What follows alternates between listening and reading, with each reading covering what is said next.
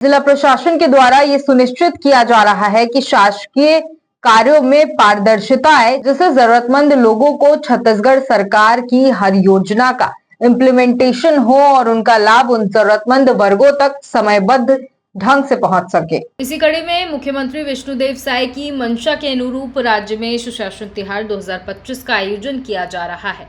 इस तरह का उद्देश्य आम जनता की समस्याओं का समाधान, शासकीय योजनाओं की समीक्षा पर निगरानी, विकास कार्यों में तेजी लाना और जनता जनप्रतिनिधियों व सामाजिक संगठनों से सीधा संवाद स्थापित करना है। यह आयोजन 3 चरणों में किया जा रहा है, जिसका प्रथम चरण 8 से 11 अप्रैल तक आयोजित हुआ, जिसमें आम जनता से उनकी समस्याओं और मांगों से संबंधित 1,33,321 आवेदन प्राप्त हुए हैं, जिसमें से 2,429 मांग पत्र हैं। बाकी के 2,829 शिकायत के प्राप्त हुए हैं।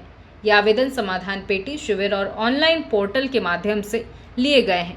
आवेदन प्राप्त करने के लिए समाधान पेटी की व्यवस्था जिला और विकासखंड मुख्यालय स्तर पर की गई थी।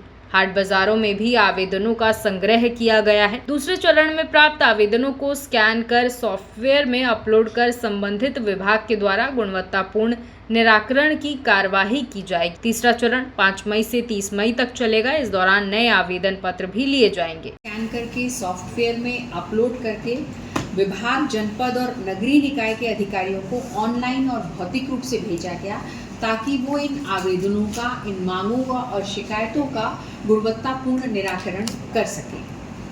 मांग से संबंधित समस्त आवेदन बजट की उपलब्धता के आधार पर निराकृत किए जा रहे हैं।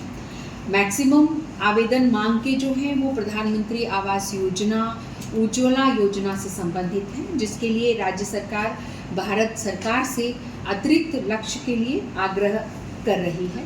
और जैसे ही ये लक्ष्य प्राप्त होगा तो पात्रता के अनुसार इसका निराकरण किया जाएगा।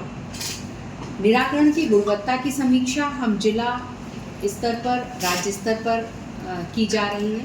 राज्य स्तर पर, जिला स्तर पर हमने एडीएम श्री लकड़ा की अध्यक्षता में कमेटी का गठन किया है और सब डिवीज़न लेवल पर हमने सभी एसडीएम्स की अध्यक्षता में कमेटी का गठन किया है, जो 100% प्राप्त आवेदनों का परीक्षण करेंगे और गुणवत्ता का सर्टिफिकेट देंगे कि आवेदन पत्र क्वालिटी वाइज निराकृत किया गया है।